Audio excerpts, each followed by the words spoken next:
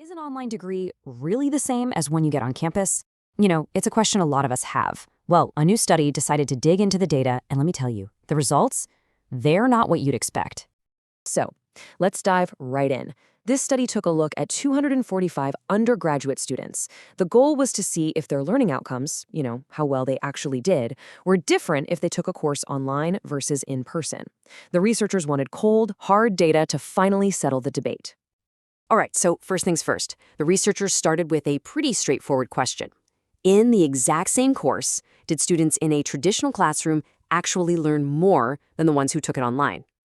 And when they looked at the average course scores, well, the results were incredibly close. I mean, from a statistical point of view, they were practically neck and neck. The difference was so tiny, you could basically call it a tie. Okay, so round one goes to, well, everyone. It looks like online and in-person learning are on equal footing. But, and this is a big but, the researchers weren't done. They wanted to dig deeper and ask a much tougher question, this time about fairness. So, with that first clue in hand, our data detectives turn their attention to a much more subtle mystery. Was the course itself biased in some way, even if nobody meant for it to be? Now, to uncover these kinds of hidden biases, investigators look for something called disparate impact. It's a fancy term for a simple idea. When a rule that seems totally neutral, like a standard exam, ends up having an unfair negative effect on one particular group of people, you can think of it like a quick first-pass investigation. There's this tool they use called the 4/5 rule. It's really just a simple gut check to see if there's an obvious problem. Basically, you check if one group's pass rate is at least 80% of another group's pass rate. If it is, you're usually good to go, or so you'd think. And as you can see right here, the initial results looked great. The pass rate for male students was over 90% of the rate for female students. That's way, way above that 80% threshold. So, this quick check, it didn't raise any red flags at all. So, case closed, right? The course is fair, everyone can pack up and go home? Well, not so fast. The investigators, they had a hunch there was more to this story. And this is where things get really interesting. We go from just looking at the tip of the iceberg to seeing what's really lurking beneath the surface. The researchers decided to move on from that simple screening tool to a much more powerful statistical analysis. It's called the chi-square test.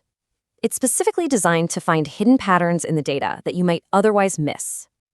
And this right here is where the whole investigation took a very sharp, very unexpected turn, because what that simple test missed, the deep dive was about to bring to light. So that deep analysis produced this one little number, a p-value of 0.018. Now, I know, it might just look like a small decimal, but trust me, in the world of statistics, a number like that, that's a smoking gun. See, in statistics, any p-value below 0.05 is kind of the gold standard for a significant finding. It basically means you can be 95% confident that what you're seeing isn't just some random fluke. There is a real, measurable pattern here. So what was that pattern? Well, the data revealed that female students were, on average, outperforming their male counterparts, and by a significant margin. Remember that quick check? It missed this completely. But this deeper analysis made the gap undeniable. This led the study's author, Bahauddin Ghulam Mujtaba, to a pretty startling conclusion. He basically said that even though the course seemed fair on the surface, something about its design was unintentionally putting male students at a disadvantage. Okay, so what do we take away from this data detective story? Because this isn't just about one single college course, right? It's a really powerful lesson that applies to all sorts of situations, well beyond the classroom. So this whole investigation really revealed two major and kind of contrasting truths. First, yes, online learning can be just as effective as being on campus. But second, and this is the crucial part, there was a hidden bias lurking just beneath the surface, a bias that simple first-pass check completely missed.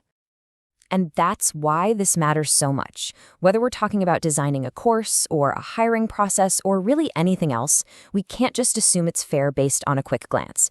To ensure true fairness, to really achieve equity, we have to look deeper. Now, the great thing about this study is that it doesn't just identify a problem and leave it there. It actually offers a clear path forward, solutions that can apply to pretty much any learning environment you can think of. So, here are some of the key recommendations from the research for creating more equitable and effective learning environments, whether you're online or on campus. Things like establishing really clear and transparent criteria, providing feedback that's timely and actually constructive, and making sure that all the assignments are designed to be inclusive for everyone. This study really acted like a data detective, uncovering a hidden bias that was right there, hiding in plain sight. And it leaves us with a final, really crucial question. If data could find this, what else are we missing? What other important truths are sitting there in our schools, in our workplaces, just because we haven't looked deep enough yet?